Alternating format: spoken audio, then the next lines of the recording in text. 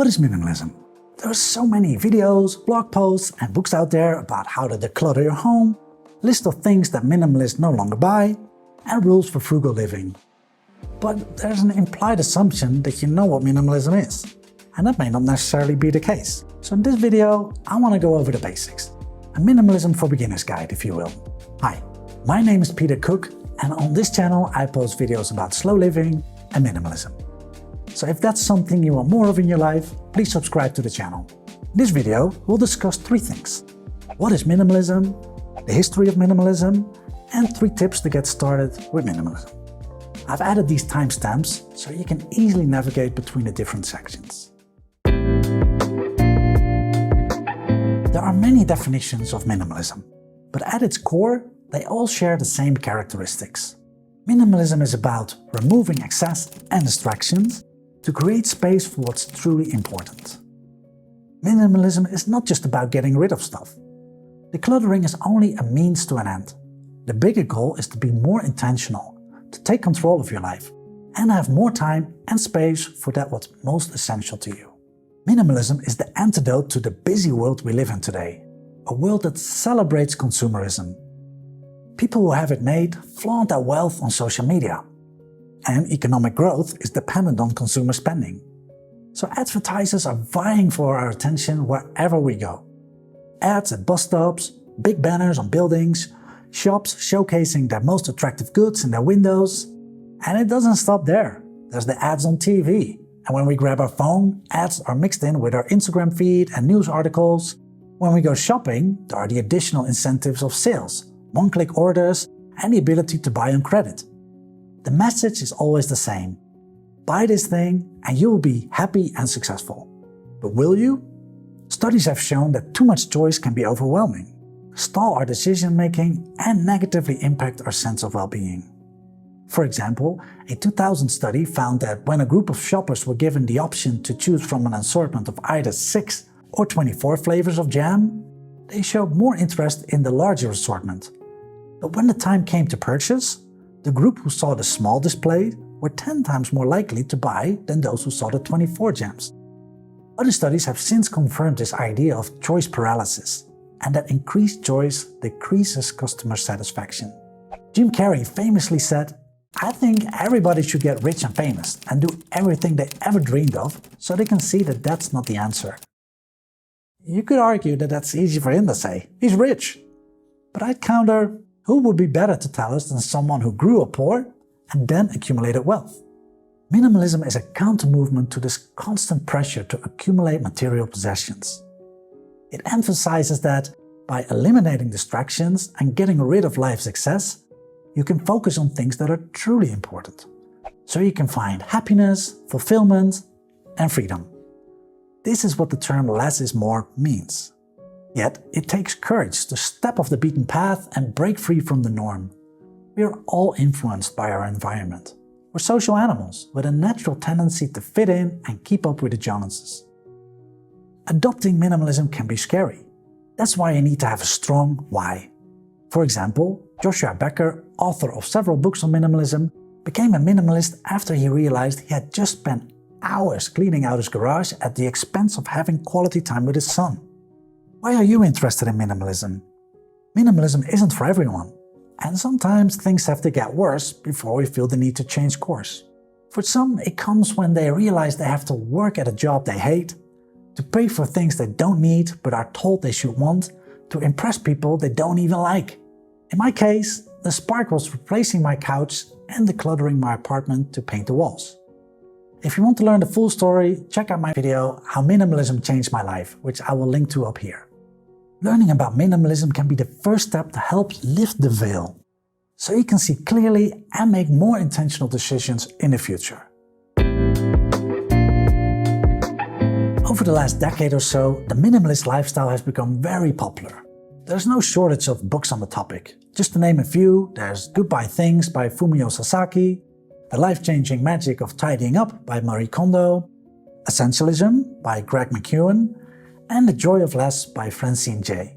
I will link to those books and more in the description below.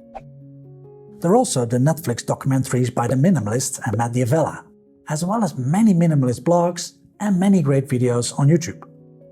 If you're just getting started, minimalism may seem like a relatively new idea. But that's not the case. Minimalism has been around for most of the 20th century in architecture, interior design, music, and art. Architect Mies van der Rohe's design philosophy, for example, was defined by the aphorism, "Less is more." To him, it represented the ideal of creating something so beautiful it cannot be further reduced. Perhaps the best example of that is the Barcelona Pavilion, which is considered by some to be the birth of minimalism in architecture. I did an entire video about this, which I will link to at the top right corner of your screen. Minimal music is a form of classical music that originated in the 1960s. Typical features are the use of limited materials, repetition, diatonic scales and harmonies, and the same tempo throughout the musical work.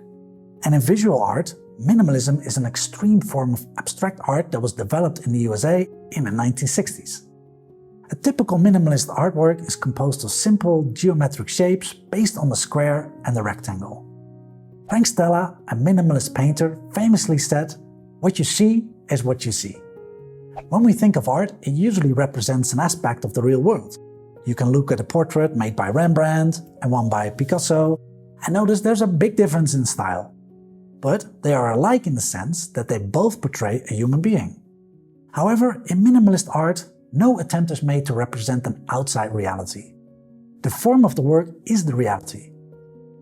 If you look at the essence of minimalism, which is to simplify and live a more intentional life, we can go back even further.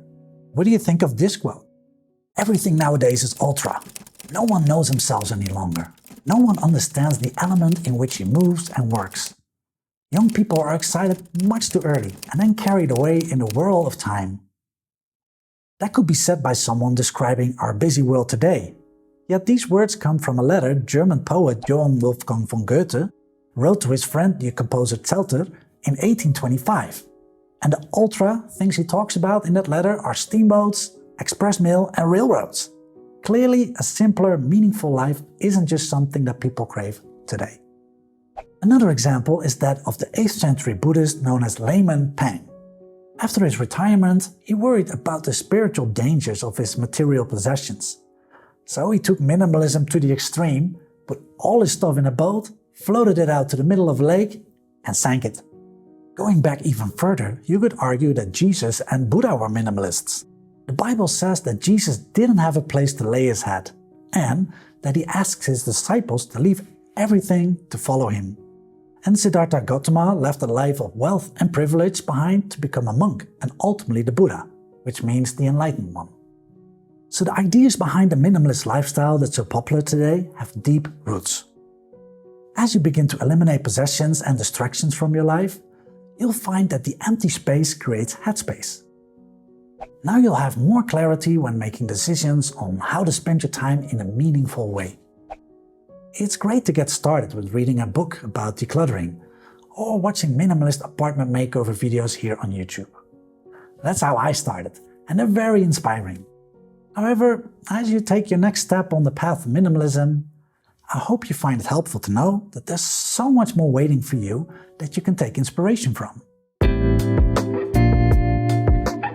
Okay, so you now know that minimalism is about removing excess and distractions to create space for what's truly important. And we've discussed the roots of minimalism. Hopefully you're inspired to begin your own minimalist journey now. But where do you begin? Here are my 3 tips to get started with minimalism. Minimalism is not a quick fix. If you want minimalism to have a real impact in your life and one that lasts, you need to have a strong why.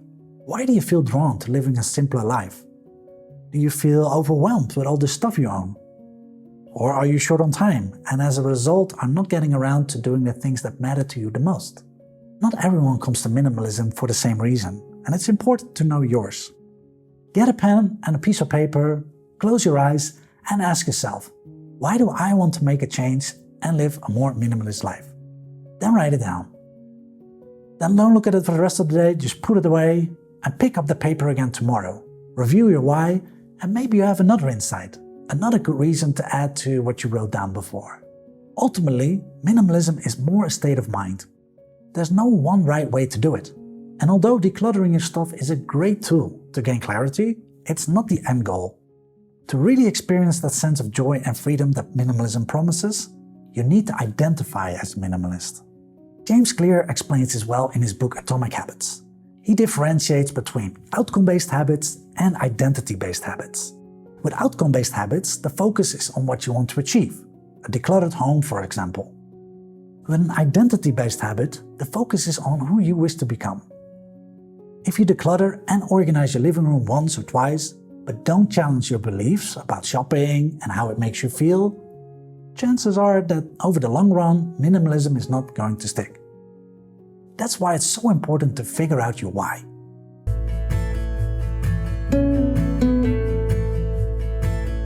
Once you've made the decision to declutter, you may feel overwhelmed. Where do I start? Instead of running around through your entire house, putting a shoe in a box here and a book in a bag there, I suggest to keep it simple. Begin with one room, and ideally one of your smaller rooms. I'd begin with the bedroom and leave the living room for later. If you have a bigger house with similar items such as clothes in multiple rooms, you could also go for Marie Kondo's method. She recommends tidying by a category, beginning with clothes. Whichever method you choose, ask yourself with each item, how does it make me feel? Does it spark joy? Or do I feel more neutral or even dread? Only keep the items that speak to your heart and discard the others. If possible, donate them or sell them in a yard sale so they may have a second life with someone else. When you're done, and I think this works better when you declutter an entire room than a category of items, sit down and check in with yourself. How do I feel now?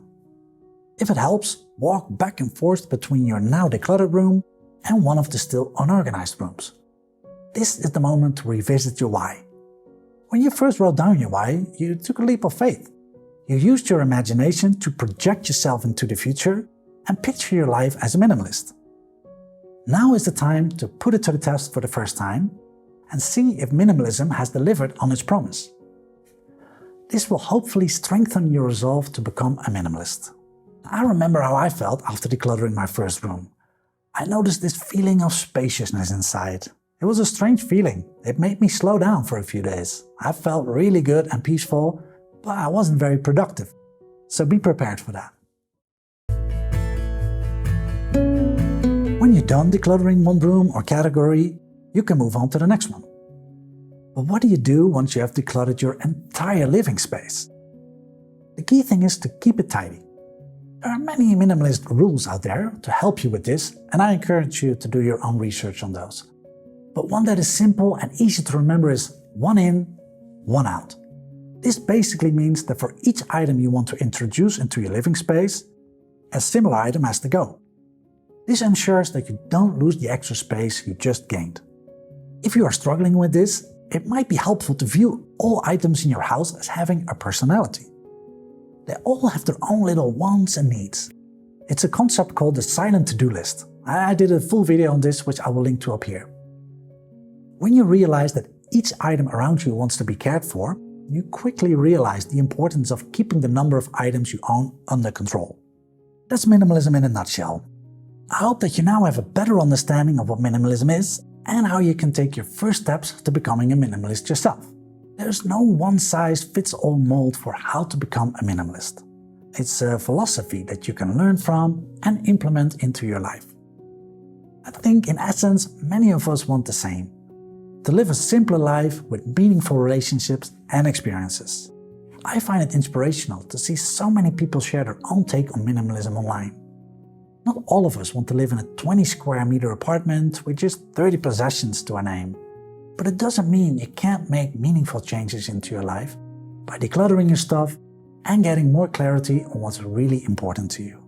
If you want to learn more about minimalism, I will link to a couple of good books that you can check out in the description below. And I'll also link to a few good videos about minimalism by other YouTubers. If you found this video helpful, please hit the like button. On this channel, I publish videos about slow living and minimalism. So if that's something you're interested in, please subscribe to the channel. And let me know in the comments below, what does minimalism mean to you? Thanks so much for watching, and I hope to see you in the next video.